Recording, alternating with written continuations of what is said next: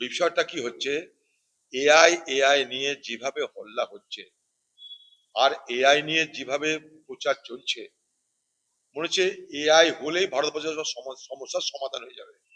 ভারতবর্ষের সমস্যার সমাধান করার জন্য এআই কি যথেষ্ট?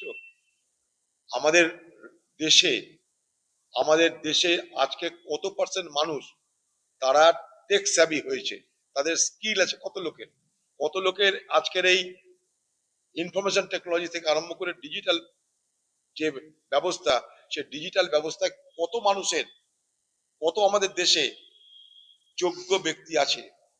এরকমও তো হতে পারে যে যারা চাকরি করছে, রুটি রুজি রোজগার করছে, তাদের আগামী দিনে চাকরি না চলে যায়। তাই বিকল্প ব্যবস্থা না করে হঠাৎ করে এআই এআই করে যেভাবে মাথা ব্যথা হচ্ছে, এই এআই কে নিয়ে আসার এত দ্রুত ব্যবস্থা হলে তাতে লাভ হবে কিন্তু আমেরিকা দু চারটে কোম্পানির আর চীনের দু চারটে কোম্পানির। কারণ আজকে এআই প্রতিযোগিতায় দুটো দেশ দাঁড়িয়ে আছে, আমেরিকা আর চীন। তো আমাদের দেশের সেই প্রতিযোগিতা করার মতন ক্ষমতা কি আমরা অর্জন করতে পেরেছি যে এআই নিয়ে এত লাভ হবো আমরা? দেখুন, আমি গতকালই বলেছিলাম যে যেদিকে যাচ্ছে তাতে একটা কনস্টিটিউশনাল ক্রাইসিস, অর্থাৎ সাংবিধানিক সংকট তৈরি হতে পারে, এই আশঙ্কা আমি গতকাল প্রকাশ করেছিলাম। এখন সুপ্রিম কোর্ট যেভাবে হস্তক্ষেপ করেছে, রাজ্যের তরফ থেকে বিচার ব্যবস্থা ততটা তৎপর হতে পারবে কিনা, বা সেই বিচার ব্যবস্থাকে পশ্চিমবঙ্গ সরকার ততটা সহযোগিতা করবে কিনা আমাদের জানা নাই। আমরা প্রথম দিন থেকে যেটা বলে এসেছি, নির্বাচন কমিশন এবং রাজ্য উভয় মিলে মিশে সাধারণ মানুষের হয়রানি বন্ধ করবে, এটা যে মূল বক্তব্য হবে, যাতে মানুষের নাম তুলতে কোনো অসুবিধা না হয়, মানুষের যেন ঝঞ্ঝাট কম হয়। এটা কিন্তু আমি প্রথম দিন থেকে দাবি করে এসেছি।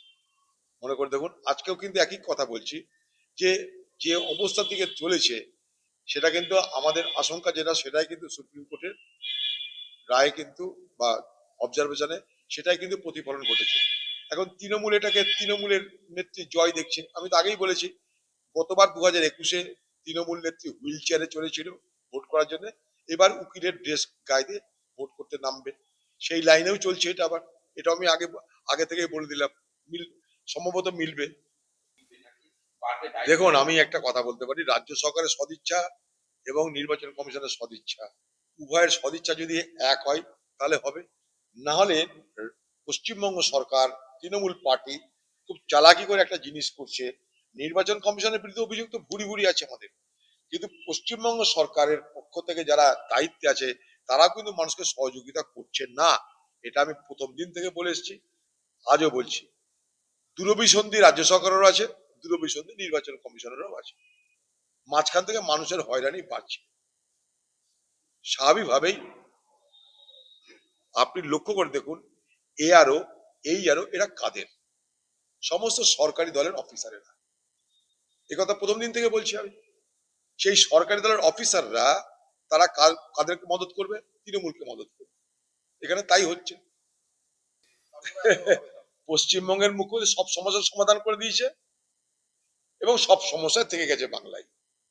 এর আগে 2013 সালে বলেছিলেন আমি সব সমস্যার সমাধান করে দিচ্ছি, বেকার সমস্যার সমাধান করে দিচ্ছি। বেকার সমস্যার সমাধান করার জন্য তিনি নিয়ে এসেছিলেন যুবশ্রী প্রকল্প, মনে করে দেখুন। সেই যুবশ্রী প্রকল্প কিন্তু আজও চালু হলো না। এই চালু হওয়ার পর আজও কিন্তু বেকার সমস্যা মিটল। তার কারণ, পশ্চিমবঙ্গের কত যুবকের রুটি রুজির ব্যবস্থা হয়েছে বেকার ভাতার মাধ্যমে, যুবশ্রী প্রকল্পে তার কিন্তু কোনো ব্যাখ্যা দেয়নি পশ্চিমবঙ্গ সরকার। যুবশ্রী নাম বদলে যুব সাথী চলে এলো। আমার প্রশ্ন, আবার বলছি, আমি প্রতিদিনই করছি, যে যুবশ্রী প্রকল্পের তোমার সফলতার পরিসংখ্যান বলো। যুবশ্রী প্রকল্পে কত মানুষের তুমি আবেদন করেছিল, কত মানুষের আবেদন স্বীকৃত হয়েছে, আর কত মানুষ তার সুযোগ পেয়েছে, তার ব্যাখ্যা পশ্চিমবঙ্গের কাছে পেশ করো। দেখুন, লজিক্যাল ডিসক্রিপেন্সির ব্যাপারটা কিন্তু এটা একটা অদ্ভুত উদ্ভাবন নির্বাচন কমিশনের। এটার সঙ্গে আমরা কোনোদিন পরিচিত ছিলাম না। সামান্য বানানের ভুল ভাল হতেই পারে, সেটা শুধরে নেওয়ার দায়িত্ব রাজ্যের এবং নির্বাচন কমিশনের একটা কোনো পদ্ধতির মাধ্যমে। কিন্তু লজিক্যাল ডিসক্রিপেন্সির নামে এ বাংলা জুড়ে যে ত্রাসের বাতাবরণ তৈরি হয়েছে, সেই ত্রাসের বাতাবরণ থেকে মুক্তি পাওয়া দরকার বলে মনে করি। তো কালকে বলেছি তো এটা। দেখুন, আমি একটা বলতে চাই যে ডিজি হোক আর আইজি হোক আর এসপি হোক, যাই হোক, পশ্চিমবঙ্গের পুলিশ মন্ত্রীর নির্দেশ ছাড়া, আদেশ ছাড়া কেউ কিন্তু কিছু করতে পারে না। পরিষ্কার কথা। তাই আজকে যদি কাউকে দিকে আঙ্গুল তুলতে হয়, প্রথম অভিযোগ আঙ্গুল সে হচ্ছে পশ্চিমবঙ্গের আজকে সরকার এবং তার মুখ্যমন্ত্রী মমতা ব্যানার্জি। আজকে তাদেরকে সামনে রাখে পশ্চিমবঙ্গের মুখ্যমন্ত্রী যা খুশি তাই করছে। সব থেকে বড় ব্যর্থতা হচ্ছে পশ্চিমবঙ্গের পুলিশ মন্ত্রীর, সেই সুবাদে পশ্চিমবঙ্গ সরকারের। সেখানে একটা ডিজি আইজি তো তৃণমূল দলের কৃতদাস। আজকে তাদেরকে সামনে রেখে তৃণমূল নেত্রী মমতা ব্যানার্জি তার যেগুলো মনের মতন কাজ সেগুলো করিয়ে নিচ্ছে, বেআইনি কাজ করিয়ে নিচ্ছে, তারা কিন্তু শিকার হচ্ছে পরিস্থিতির। এটাই মনে করি। বুঝতে পারে সে স্নেহ করেছে তাই বলতে পারে। আমাদেরও হয় এরকম, আমাদের অনেক কংগ্রেসের লোকরা পালায় যখন, তখন তো খারাপ লাগে। তাদেরকে মানুষ করি, তাদেরকে বুদ্ধি দিই, জায়গা দিই, সুযোগ দিই, পদ দিই, তারপরে হঠাৎ করে ফাইন মর্নিং করছে, তৃণমূলে উন্নয়নের জন্য চলে যাচ্ছে, তখন আমাদেরও খারাপ লাগে। যারা মাথায় থাকে তাদের খারাপ তো লাগে। সেলিম ভাইয়ের খারাপ লাগার পিছনে যথেষ্ট যুক্তি আছে।